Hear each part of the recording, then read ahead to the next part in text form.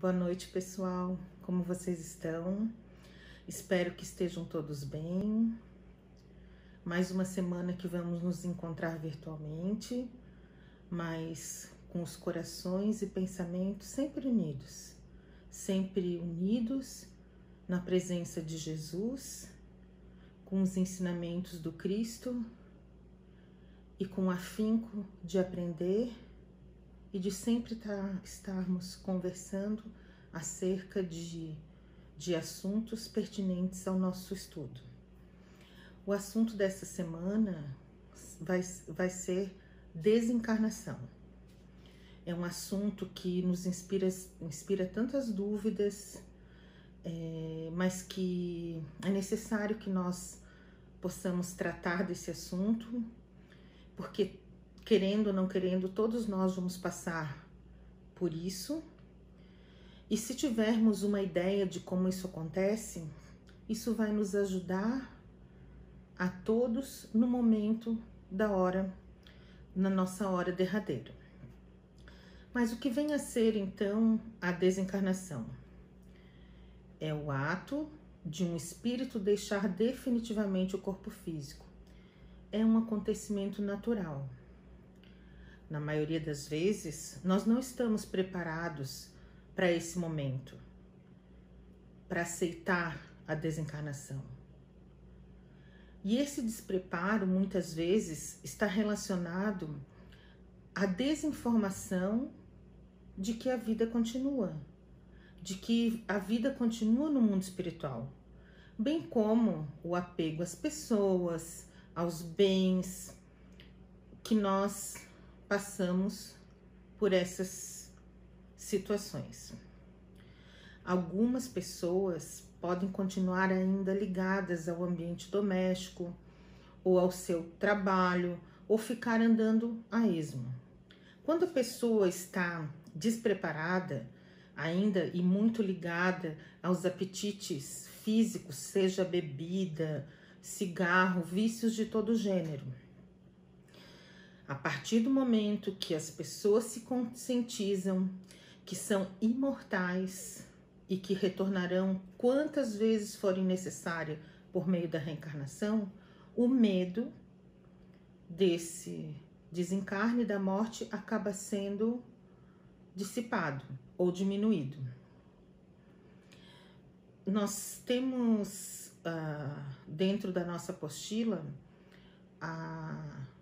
o tema desencarnação, e aí tem um item lá que diz a separação da alma do corpo. Como é caracterizada essa separação? É no momento do desligamento do perispírito do corpo físico. E esse desligamento, ele varia de espírito para espírito. O normal é que esse desprendimento seja gradativo e com uma lentidão, que é muito variável conforme os indivíduos. Os laços precisam se desfazer. Nós temos laços que nos prendem ao corpo físico, perispírito e corpo físico juntos, e por ocasião da morte, pelo desgaste energético, esses laços se desfazem. E isso trata-se de um processo lento. É como a chama de uma vela. O espírito vai se desligando pouco a pouco. O perispírito vai se desligando até a extinção dos fluidos vitais que o prende ao corpo. Não há uma separação imediata.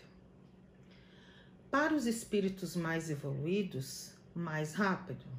Para os espíritos menos evoluídos, mais lento. As criaturas que são mais ligadas à matéria, às sensações orgânicas, então se demora mais a se desprender. Mas se a pessoa for compreensiva, mais confiante em Deus, esse desprendimento se faz rapidamente, se faz de forma harmoniosa, segura, e a pessoa já consegue até perceber os amigos espirituais que vêm recebê-la. Quando nós desencarnamos, continuamos a ser a mesma pessoa. A morte não em nada nos afeta, a não ser a mudança de estado. Ou seja, nós continuamos a ser nós mesmos, porque somos espíritos imortais. Um outro item da nossa apostila fala dos mecanismos da desencarnação. A transição do plano físico para o plano espiritual ocorre com o desligamento dos laços perispirituais que, ao se completarem, o ser encontra-se num estado de inconsciência. Já comentamos que esse processo pode ser mais lento ou menos duradouro, a depender das condições espirituais do desencarnante e do gênero da morte. Nessa passagem, no desencarne, produz-se um fenômeno que chamamos de perturbação. Nesse instante, a alma experimenta um tipo de torpor, que paralisa momentaneamente as suas faculdades, neutralizando, ao menos em parte, as sensações. Como num estado de catalepsia, geralmente não tendo consciência do momento derradeiro. Essa perturbação tem a sua duração indeterminada. E quando a alma se liberta dessa situação, é como se estivesse acordando de um sono muito profundo, as ideias estão confusas, vagas e incertas. É importante nós ressaltarmos que o despertar, igualmente variável, pode ser calmo, cheio de sensações agradáveis, ou pode ser repleto de temores e ansiedades. Um outro item da nossa apostila diz respeito à visão panorâmica e retrospectiva. Permite ao desencarnado reviver com detalhes os pensamentos marcantes e os atos cometidos na vida que se encerra. Tudo passa numa projeção na mente, como se fosse de um filme. Um outro item que nós temos chama-se auxílio de trabalhadores espirituais. O processo desencarnatório é operado por espíritos especializados. Sempre temos ajuda para a desencarnação. Como essa ajuda, somos até adormecidos e não sentimos o transe do desprendimento e vamos despertar no plano espiritual.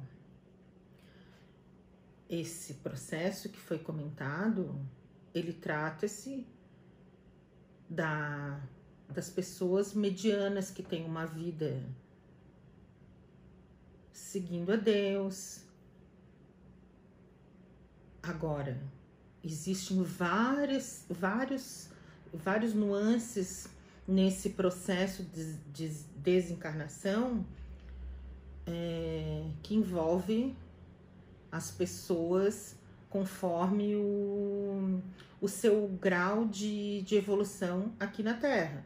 Então, claro que esse é vamos falar assim, que seja o comum. Mas existem vários casos do criminoso, do suicida, da pessoa que só pratique coisas ruins. Então, nós estamos falando aqui de uma maneira geral. Nós vamos tratar agora das etapas da desencarnação. No final dessa explanação, eu vou convidar vocês para assistirem a um vídeo que vai mostrar bem esse processo que eu vou comentar agora com vocês. Então, as etapas da desencarnação. Desligamento perispiritual na altura do abdômen, na sede das manifestações fisiológicas do encarnado. Depois, ação no centro emocional, situado no tórax, região da manifestação dos desejos e sentimentos.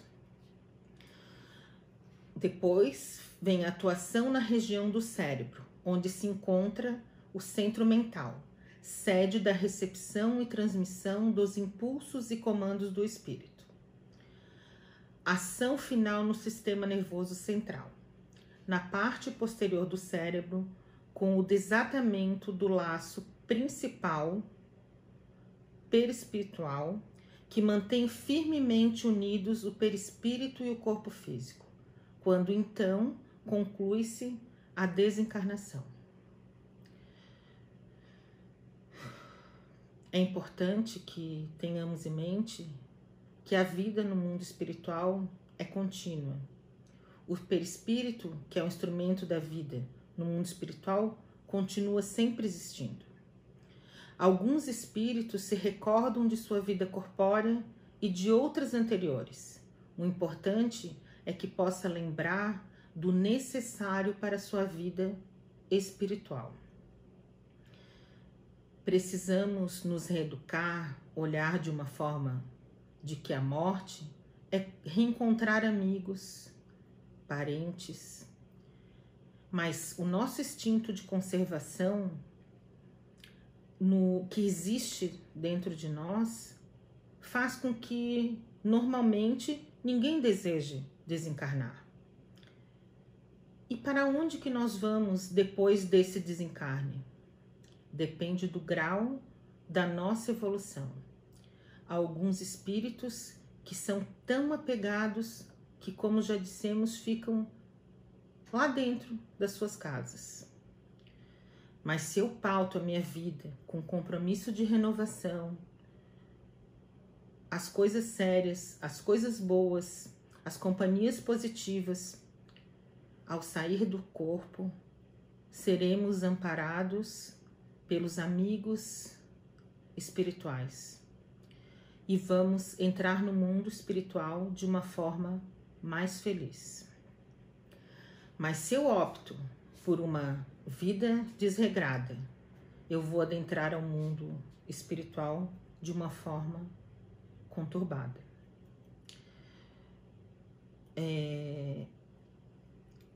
Ao retornarmos ao mundo espiritual, nós somos atraídos para a região mais condizente com a nossa natureza, com o nosso grau de desenvolvimento.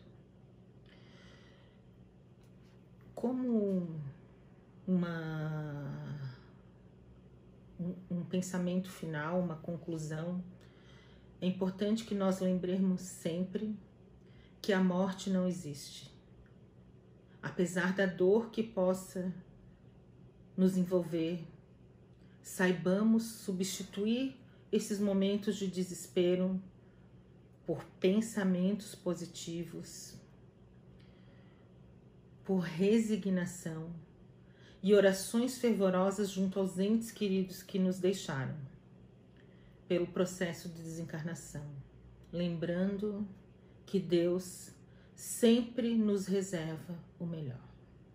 Agora, eu convido a vocês para que possamos assistir ao vídeo do desencarne de Dimas. É muito interessante e aqueles processos da reencarnação que conversamos aqui rapidamente, ele vai estar, vocês vão perceber de uma forma ilustrativa.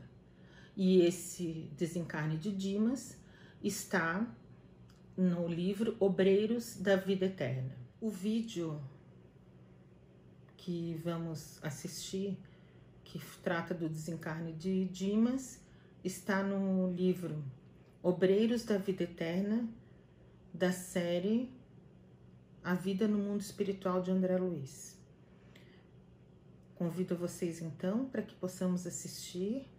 Deixo um grande abraço, saudações muito amorosas e um beijo no coração de cada um de vocês.